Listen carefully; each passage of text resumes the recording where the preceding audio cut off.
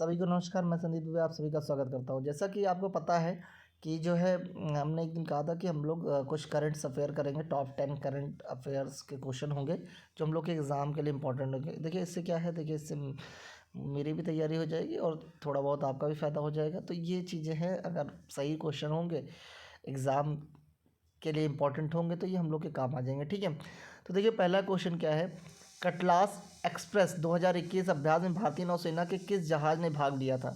तो देखिए ऑप्शन है INS विक्रांत, INS मगर, INS तलवार, INS विक्रमादित्य। ठीक है, तो अब आप आंसर देने की कोशिश करिए। इंपॉर्टेंट क्वेश्चन, और ये क्वेश्चन ऐसे हैं ना किसी एग्ज़ाम में आए हुए हैं। ठीक है, और ये अच्छा है, ये PCS में आया हुआ क्वेश्चन है 2021 में। ठीक, तो इसका जो सही आंसर है ऑप्शन 3 INS तलवार। INS तलवार ने जो है ये कटलास एक्सप्रेस 2021 अभ्यास में भारतीय नौसेना के जहाज़ के रूप में इसने भाग लिया था। ठीक है, मैं अभी आपको इसका आंसर दिखा देता हूँ एक मिनट। देखिए INS तलवार ने अभ्यास INS तलवार ने अभ्यास कटलेस एक्सप्रेस 2021 में भाग लिया। INS तलवार F-40 भारतीय नौसेना के तलवार श्रेणी के युद्धपोतों का प्रमुख जहाज़ है। यह रूस में बनाया गया था और 18 जून 2003 को भारतीय नौसेना में शामिल किया गया था। अभ्यास 26 जुलाई से 6 अगस्त तक अफ्रीका के पूर्वी तट पर शुरू हुआ। तो ये इंपॉर्टेंट है, आप इसका अच्छे से देख लीजिएगा। ये क्वेश्चन मुझे लग रहा है आई थिंक एग्जाम में आ सकता है, क्योंकि अपने में जो क्वेश्चन आए थे वो इसी तरीके के क्वेश्चन ज़्यादा आए थे ना इस 16 वाले में, तो इस तरीके के क्वेश्चन। ये दूसरा क्वेश्चन है, वैश्विक शांति सूचकांक 2021 के अनुसार निम्नलिखित में से विश्व का सबसे शांतिपूर्ण क्षेत्र कौन सा? देखो अफ्रीका, यूरोप, ऑस्ट्रेलिया, दक्षिण अफ्रीका। देखो देश वाला तो है, अब ये पूछ रहा है कि ये बता दी कौन सा महाद्वीप सबसे ज़्यादा जो है शांति है। तो आप ऑप्शन आंसर देने की कोशिश करिए। ठीक है, ये यूरोप महाद्वीप। कौन सा है? यूरोप। आपको याद होगा जो आइसलैंड है वो सबसे शांति में सबसे अच्छा देश माना गया, नंबर 1। ठीक है, तो वो यूरोप महाद्वीप में पड़ता है। मैं इसको आपको दिखा भी देता हूँ। ये देखिए वैश्विक शांति सूचकांक 2021 के अनुसार यूरोप सबसे शांतिपूर्ण क्षेत्र बना हुआ है। महाद्वीप 10 सबसे शांतिपूर्ण देशों में 8 का घर है। ठीक है, तो अब देख सकते हो आप वैश्विक शांति सूचकांक 2021 वैश्विक शांति सूचकांक का ये 15वां संस्करण था। ठीक है, 163 देश थे इसमें, आप पढ़ लेना इसके आगे GPI। ठीक, और इसमें देखो आप देश में आ जाओ तो देखो रिपोर्ट के अनुसार आइसलैंड सबसे शांति वाला, दूसरे पर न्यूजीलैंड है, तीसरे पर डेनमार्क है, चौथे पे पुर्तगाल है, पाँचवें पे और छठा देख लो, सातवां देख लो। ठीक है, स्लोवेनिया, ऑस्ट्रिया, स्विट्ज़रलैंड, आयरलैंड, चेक गणतंत्र और कनाडा। और भारत जो है इसमें अगर आप देखोगे तो भारत इसमें 163 स्वतंत्र राज्यों में क्षेत्रों में भारत GPI, ठीक है, ग्लोबल पीस इंडेक्स में 135वें स्थान पर है। तो भारत की रैंकिंग कितनी है इसमें? 135। और नंबर 1 कौन सा है? आइसलैंड। तो याद रखना हम लोगों कि शांति में सबसे इम्पोर्टेंट अगर महाद्वीप की बात करेंगे तो यूरोप महाद्वीप। अगर हम लोग बात करेंगे इसकी कि कौन सा देश सबसे शांति है तो आइसलैंड। और भारत की रैंकिंग कितनी है? 135वीं रैंकिंग है। ये भी क्वेश्चन इंपॉर्टेंट है। स्टैचू ऑफ पीस भारत के किस राज्य में अवस्थित है, मतलब स्थित है? बताइए आप।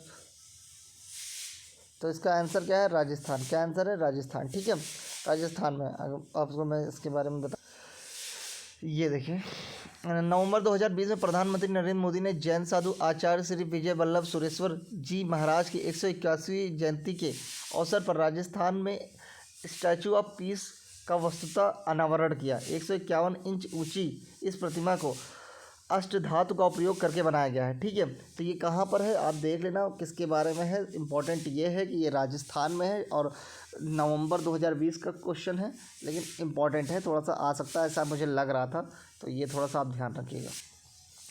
अगला क्वेश्चन है, भारतीय संसद की कार्रवाई में शून्यकाल का अर्थ है। ये क्वेश्चन एक एग्ज़ाम में UPSSC के JEE में कि पता नहीं किस में एक बार पूछा गया क्वेश्चन है, इस वजह से इस क्वेश्चन को मैंने ले लिया क्योंकि ये इंपॉर्टेंट क्वेश्चन है। ठीक है, सत्र का प्रथम घंटा जब विशेषाधिकार प्रस्ताव स्वीकृत होता है, प्रश्नकाल के पूर्व का काल, प्रश्नकाल के ठीक पश्चात का काल। आप आंसर दीजिएगा। तो इसका आंसर जो है ये क्या है? प्रश्नकाल के ठीक, चौथा ऑप्शन, प्रश्नकाल कि ठीक पश्चात का काल, इसी को हम लोग शून्य काल बोलते हैं। इंपॉर्टेंट क्वेश्चन है, याद रखिएगा। इसके बारे में मैं आपको और बता देता हूँ, ठीक है। ये देख लीजिए, शून्य काल, इसे 1962 में संसद में पेश किया गया था।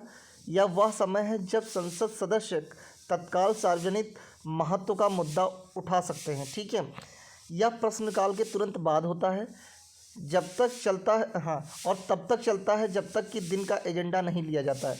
दूसरे शब्दों में प्रश्नकाल और कार्यसूची के बीच के समय को शून्यकाल के रूप में जाना जाता है। प्रक्रिया के नियमों में इनका उल्लेख नहीं है, ठीक है। तो इम्पॉर्टेंट ये है कि यह प्रश्नकाल के तुरंत बाद का काल होता है, इसी को हम लोग क्या बोलते हैं, शून्य काल। अगला क्वेश्चन, भारत में आपदा प्रबंधन के लिए राष्ट्रीय आपदा प्रबंधन विभाग गृह मंत्रालय में एक नोडल विभाग है। राष्ट्रीय आपदा प्रबंधन प्राधिकरण का पदेन अध्यक्ष कौन है? मतलब ये क्वेश्चन ये पूछ रहा है कि जैसे कि आप समझ गए होंगे कि राष्ट्रीय आपदा प्रबंधन का जो अध्यक्ष होता है वो कौन होता है? प्रधानमंत्री, गृह मंत्री, रक्षा मंत्री, स्वास्थ्य एवं परिवार कल्याण मंत्री। तो आप आंसर दीजिए, तो मैं बताऊँ। तो इसका आंसर है प्रधानमंत्री, ठीक है। याद रखिएगा, इंपॉर्टेंट क्वेश्चन है, इसलिए ही मैं लेके आया हूँ, ठीक है, कि इसका आंसर क्या है, प्रधानमंत्री, ठीक है। आगे मैं इसके बारे में आपको बता देता हूँ। ये देखिए, एनडीएमए की स्थापना आपदा प्रबंधन अधिनियम 2005 द्वारा अनिवार्य या देश में आपदा प्रबंधन के लिए एक वैधानिक निकाय है, ठीक है। यह आपदा प्रबंधन के लिए नीतियों, योजनाओं और दिशा निर्देशों को निर्धारित करने के लिए अनिवार्य भारत रोकथाम, शमन, तैयारी और प्रतिक्रिया के लोकाचार के विकास की कल्पना करता है। यह भारत में आपदा प्रबंधन के लिए सर्वोच्च निकाय है। यह आपदा प्रबंधन के लिए गृह मंत्रालय में नोडल विभाग है। राष्ट्रीय आपदा प्रबंधन प्राधिकरण का नेतृत्व भारत के प्रधानमंत्री करते हैं। तो इम्पॉर्टेंट यही है कि कौन करता है, भारत के प्रधानमंत्री। प्रधानमंत्री राष्ट्रीय आपदा प्रबंधन प्राधिकरण के पदेन अध्यक्ष, कैबिनेट मंत्री उपाध्यक्ष होते हैं, ठीक है। सचिव की अध्यक्षता में एनडीएमए सचिवालय सचिवीय सहायता और निरंतरता प्रदान करने के लिए जिम्मेदार है, ठीक है। तो आप देख सकते हो, ये मोस्ट इम्पॉर्टेंट क्वेश्चन है, याद रखिएगा, ठीक। ये क्वेश्चन देखिए, कोविड-19 महामारी की दूसरी लहर के समय किस संस्थान ने नाइट्रोजन जनरेटर को ऑक्सीजन जनरेटर में बदलने का प्रदर्शन किया था? ये इंपॉर्टेंट क्वेश्चन। भारतीय विज्ञान संस्थान Bengaluru, IIT Mumbai, IIT Madras, IIT Kanpur. Answer दीजिए इसका।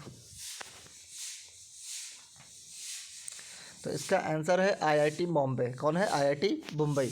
बहुत इंपॉर्टेंट क्वेश्चन है, ध्यान रखिएगा, ठीक है।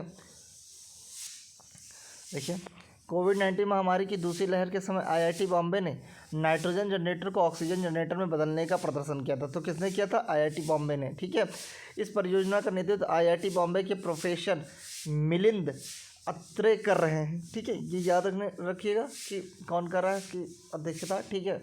और इसमें इम्पॉर्टेंट यही है कि कोविड-19 का है, तो इस वजह से ये क्वेश्चन पूछा जा सकता है। ये पीसीएस 2021 के जो भी सितंबर अक्टूबर में पेपर हुआ उसमें पूछा गया क्वेश्चन है, ठीक है। तो इम्पॉर्टेंट क्वेश्चन है, थोड़ा याद, क्योंकि देखिए थोड़ा सा लेवल का मैं क्वेश्चन इसलिए लेके आया हूँ क्योंकि जो अब की बार अपने में क्वेश्चन आए थे वो लेवल के ही क्वेश्चन था, ऐसे क्वेश्चन नहीं था। तो चलिए ठीक है, आज अभी 3 4 5 कराता हूँ, अगर देखो आपके समझ में आता तो फिर आगे हम लोग इस पर थोड़ा सा काम करेंगे, ठीक है। बाकी मैं वीडियो का भी समाप्त करता हूँ, लंबी वीडियो हो जा रही है। ओके।